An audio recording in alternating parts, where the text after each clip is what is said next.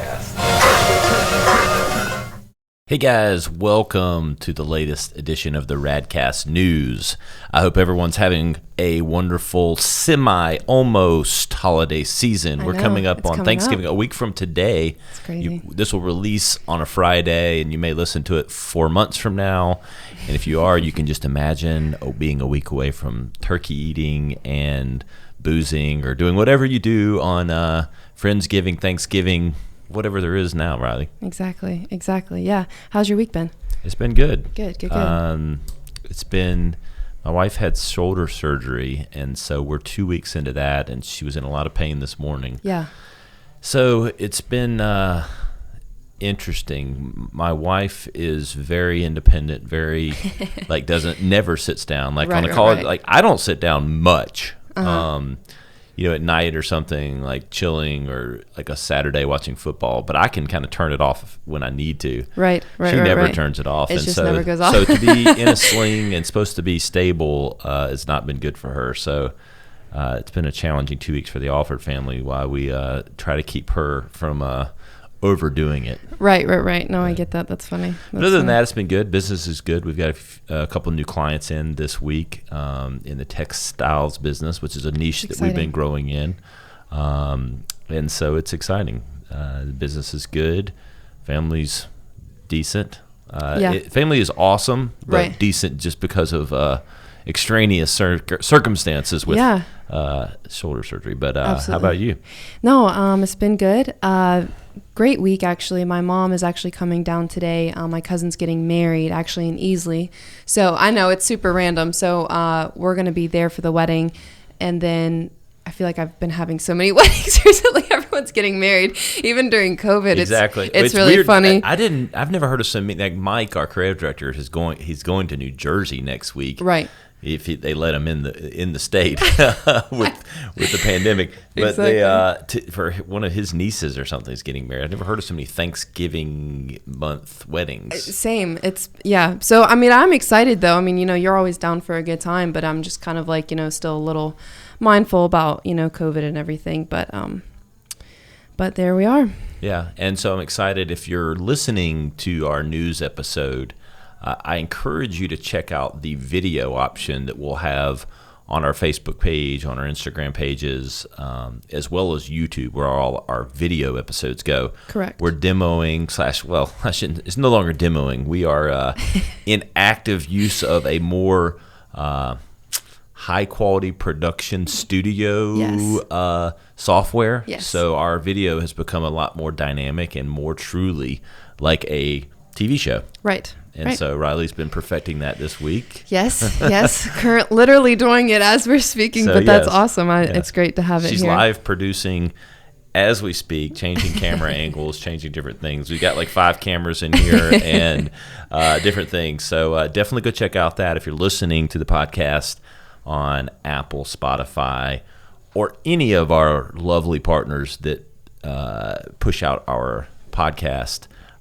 Please go check out the video version. It is pretty dynamic. Adds a little more context and interest to the episodes when you're doing. If you have some time visually, so check it out. And you can stream it live to your TV if you've got. I know you.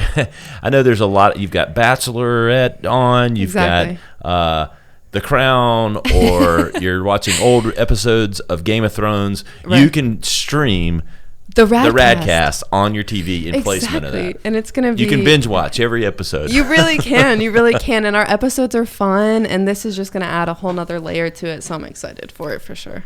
Anything else by way of news we should bring up just with the Radcast or anything else with the agency? The only other thing is we're bringing back GVL Hustle. So anyone in the Greenville area that listens to the podcast, we encourage you to look up the GVL Hustle event. That's December 3rd. And apart from that, there's tickets online through the Facebook event. It's $12 ahead of time, $15 at the door. We have a food truck and beer and wine, and lots of good networking. And we're going to do some Q&A. This is we call it community collaboration, networking. Any adjective you want to throw in there, but the purpose of this is really to bring together our local business community, entrepreneur community, just doers, shakers, movers that want to get together. We're going to be doing it safely, inside and out. Exactly. Mask will be provided. But we're ready to, get the community back together again, and we're excited to bring back GVL Hustle for December 3rd. Yeah, I'm excited. It'll be good. This will be my first GVL Hustle event, so, that's going to be exciting. All right. Cool. Well, here's Reiley with the news. Okay, guys, so our weekly news update this week, we are covering 4 topics.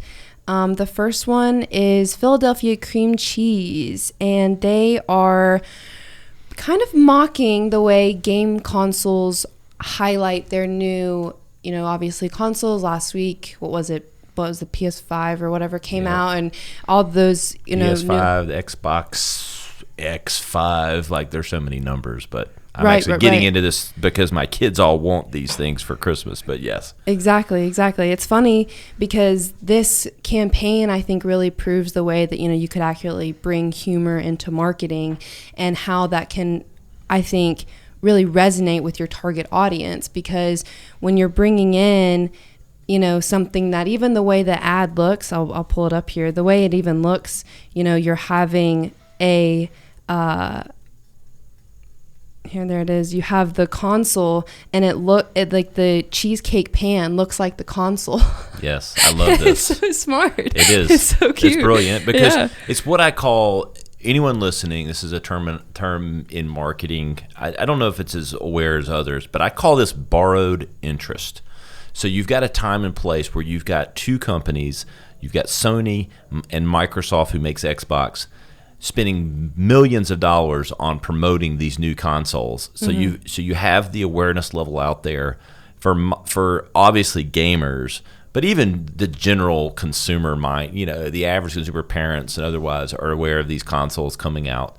And then you've got Philadelphia cream cheese using a brilliant approach where they tap into the look and feel. The box looks like a gaming console, the pan, like it all plays into almost like it is, and playing off the speeds and feeds. It's got all the newest features. I know. And it's, and even like you have the 3D cookie crumble, and it's funny. Like it's just clever. It's clever the way they brought it all in together. And so sometimes borrowed interest can be a bad thing, I think, but generally speaking, I love it because you have active attention around something.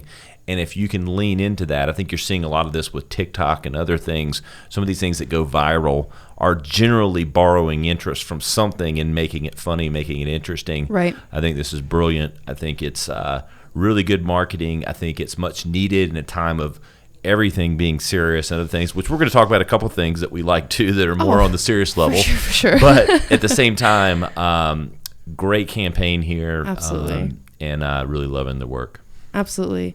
So our next article is about Honda. They are bringing in, I think this is interesting how they're targeting their audience. Are trying to get into the digital live stream, service field, whatever platform.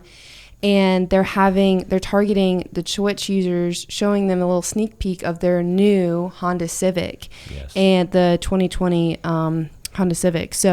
Or 2022, Honda Civic. Yep. So that's I like how they brought this in. They're targeting, again, they're just targeting their Twitch streamers and, really trying to get into that digital space, which I think is really cool. Yep, I love it. Esports, one of the fastest growing segments. We've had a whole series on the Radcast dedicated to the esports. Slowed down a bit as far as the live sponsorship engagement just because of COVID, unfortunately. But gaming as a whole and esports competition online is growing immensely. And Twitch is the #1 platform for watching the viewership of people playing games. For anyone listening that doesn't know what Twitch is, it's like I'd call it the YouTube meets live stream of watching people play games. True. Someone listening that watches Twitch all the time, it's so much more than that. I know there's a lot more to it. Settle down. We only have so much time to talk about Twitch. I mean, this is supposed to be a 20-minute episode. Exactly. So yes, go so tons of Gen Z, millennials, older women and men that game all the time, watch a ton of hours. I think the average daily viewership is like 17 million people now. So it's Right. legit. And it makes a ton of sense. They, Honda looked at, who's buying the Civic. Right. And their biggest audiences are the Gen Zs and millennials since 2011. I looked at that stat. And so they're going to where their audience is. Right. And that's what smart. you do. You and meet so, your audience. Another, I don't want to call it a nail in the coffin of TV per se. I know that their Civic's going to be all over TV and stuff like that. So don't need those guys either. TV's not dead. Yes, it's not, but there's so many other channels and there's other places, and the eyeballs. Let me just tell you, the average Gen Z or millennial is not watching linear TV. So you have to go and meet your audience where they are. Honda's doing that with the release of their 22 Civic, and I love it. Yeah, it's really excellent. Our next article is something that I think ties into even the episode that we had come out earlier this week with Mike. You guys talked about empathetic marketing and why it's important and why it's something that needs to be brought into more, campaigns and just more efforts, not from a, you don't want to be not genuine when you're doing something like this. You obviously want to have this genuine component to it and have it honestly. But, Truly had this thing they flew all their essential workers home on private planes. And I think it's a really sweet way to just kind of give back to the community, especially when you're in a area and you're in a spot financially where you can do that and you can help other people, that have been, busting their butt all year, I think it's excellent they're doing that. So they've got a hashtag on Twitter. It's hashtag Truly Home Again. And then there's a landing page on Truly's site. Side note, my wife and I actually drink a lot of Truly. For any seltzer company listening, I'll tell you what Truly got right. So all the seltzers, to me, they're like a water, like a seltzer, a fizzy water, for lack of a non-technical way of saying that, a carbonated water. Fizzy water. And they have flavor, but there's no sweetness. Right. And I get that it's not meant to have sugar. But I'm kind of I drink a gallon of water a day, so I love water. Right. But if I'm going to have flavor, I need a little stevia, a little sucralose, a little sweetness. I don't want sugar, but a little something. And Truly's nailed this with their new lemonades because they actually have a little bit of sweetness with the seltzer flavor. So I'm a huge fan. So if you're a seltzer company, I think the white space in a very crowded market is adding a little bit of sweetness to that. So if anyone's listening, go nail it. There's your recommendation. Send me the check later. Purely from what my family will buy. But after that side note, so you go to their website. They're actually, I think they've given some away, but then they're doing a contest for additional ones. So you can nominate essential workers on the site up until the 27th, which awesome. I think is like a week away or next. Is that Black Friday potentially? It could be. I feel like the days are blurring together anymore. I can't even really keep track of everything. No one told me Thanksgiving was next week. So well, it's practically canceled, because no one, no one's supposed to get together. I know. But again, really great campaign, using empathy, using a mindset and the reality of the world. That people want to give back to those essential workers. That everyone knows that they have helped keep things going during this pandemic, and really great campaign, really tapping into it. And I'll say this, back to what I said, seltzer is becoming a highly competitive, growing like wildfire. Absolutely. But we're getting real scattered with the brands. And so this is a way for Truly to stand out in what's becoming a crowded category, using empathy and using that consumer sentiment that's already there. So really great campaign. Absolutely. And then our last little thing today is more just an opinion, kind of how we feel about Twitter's fleets. Yes. They're bringing in stories. Which it may be truly fleeting. Oh, you're funny. Yeah. No, but I think I just don't know how I feel about this. Like, I remember even a few weeks ago when LinkedIn brought in stories, and part of me was like, okay, I get it. And then, now for Twitter to have fleets, part of me is like, okay, no, now 24-hour tweets, for the record.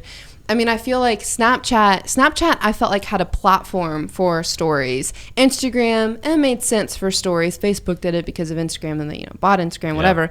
But Twitter, I don't really know that this is, I don't know. I don't really think this is actually where another story should be going. But I mean, what do you think? I admire the technology advancement. I have no issue with innovation. I encourage it. I love innovation. I don't have any prognostication of whether this will last or fizzle out yet.